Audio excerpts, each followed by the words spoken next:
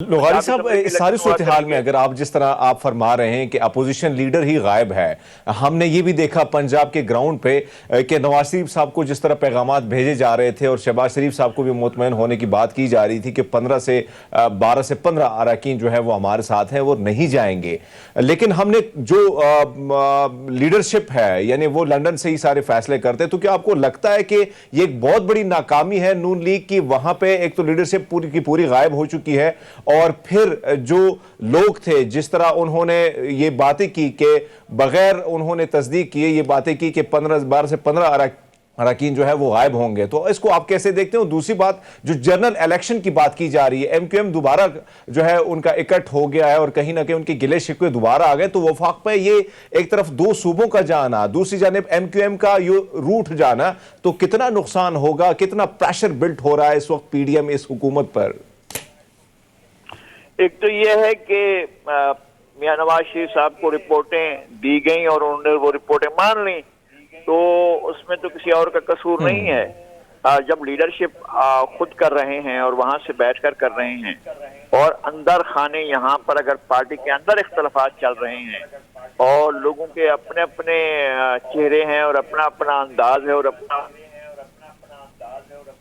है, तो वो वहां से बैठकर शायद पार्टी को नहीं चला पा रहे हैं या नहीं गाइड कर पा रहे हैं। आखिरी मामला उस वक्त हुआ जब मोहतरमा मरियम नवाज को सीनियर पार्टी का सीनियर नायब सदर बनाया गया, तो उसके बाद चीजें और ज्यादा खुल गईं।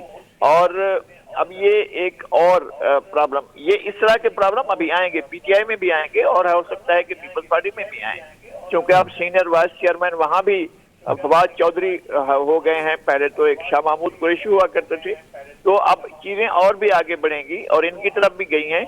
और ये जो शख्सियात का टकराव पार्टियों के अंदर हो रहा है, ये अपने गुल खिलाएगा और पता चलेगा कि इन्होंने क्या किया है। इन्होंने सब कुछ अपने प्रोग्राम के मुताबिक किया, लेकिन उसमें कामयाबी हासिल करने में नाकाम रहे हैं, पंजाब हुकूमत बनाने में नाकाम रहे, और इसमें मरकजी किरदार जो रहा वो चौधरी परवेज इलाही का रहा।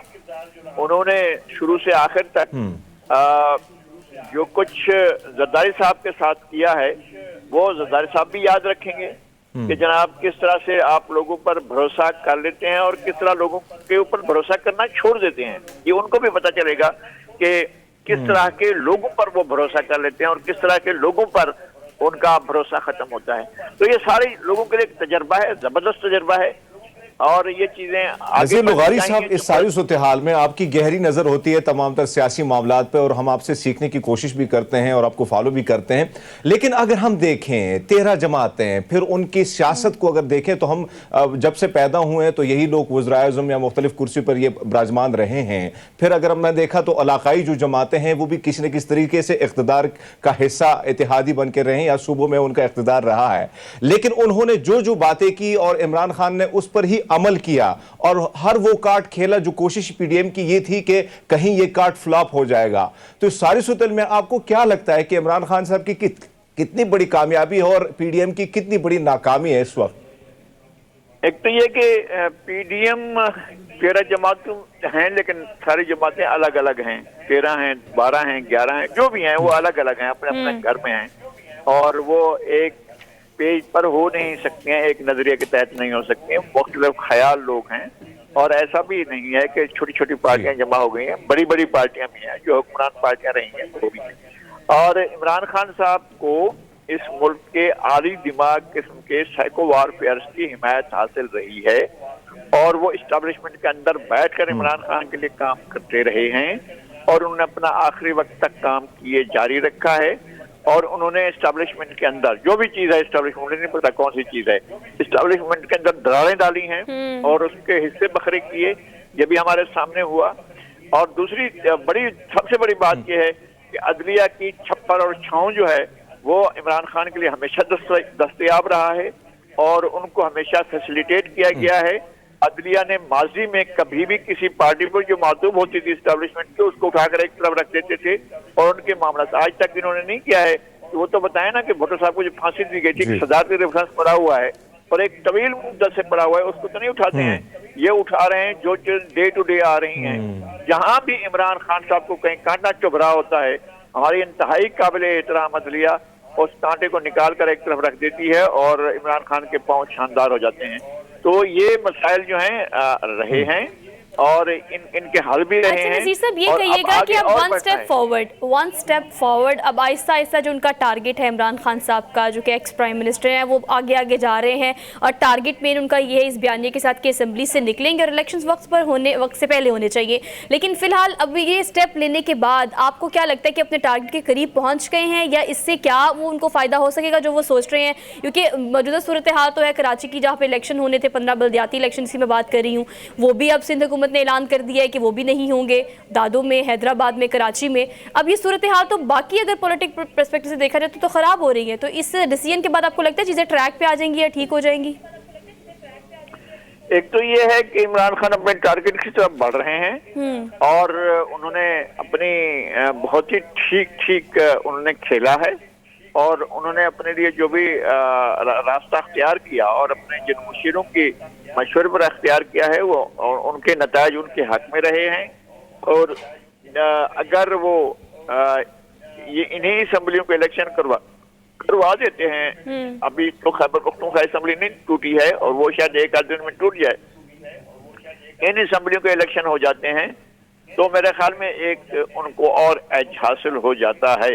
लेकिन ये नहीं मालूम, ये नहीं कहा जा सकता है वो स्वीप कर रहे हैं, इलेक्शन जीत रहे हैं, दोनों जगहों पर जीत रहे हैं, एक जगह पर जीत रहे हैं, अभी इस बारे में कुछ नहीं कह सकते हैं।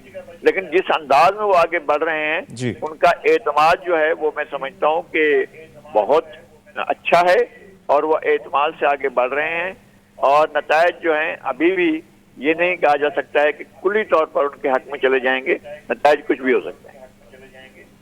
जी हरमीन लगारी साहब, अगर हम देखें एक तरफ तो जो 2 असम्बलियाँ तहलील होने की बात आ गई, अब मामला जो पंजाब की तो हो गई है, केपी की भी हो जानी है, लेकिन एक तरफ हम देख रहे हैं कि अब ये जो हुकूमत है वहाँ पे जाहिर बात है कि अब IMF के कुछ शराइत है उस पर अमल दरामद करना है अगर मुल्क को बचाने, और वैसे भी PTM का ये दावा है कि हम मुल्क बचाने आए हैं और मुल्क को बचा के ही जाएंगे।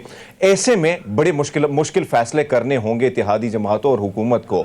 तो आपको क्या लगता है कि इलेक्शन में इसका नुकसान इनको कितना होगा? क्योंकि ऑलरेडी चीज़ें जो हैं वो तो आम आदमी की पहुंच से दूर हो गई हैं और ऐसे में 75 से 74-75% जो है गैस में ही इजाफा करना है, बिजली के टैरिफ है उसमें भी इजाफा करना है, दीगर चीजों के हवाले से भी IMF ने एक प्लान दिया है। तो इस पर अगर अमल दरामद हुकूमत करती है तो कितना बड़ा नुकसान इलेक्शन में उसको उठाना पड़ेगा?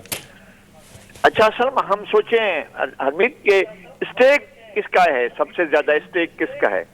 इस स्टेक पाकिस्तान का है, फिर पाकिस्तान के ताकतवर तरीन इदारे का है स्टेक, फिर पाकिस्तान के दीगर इदारों का स्टेक है।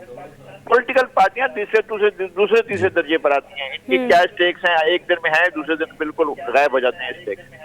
लेकिन क्या ये पाकिस्तान का नुकसान बर्दाश्त कर सकते हैं? नहीं कर सकते।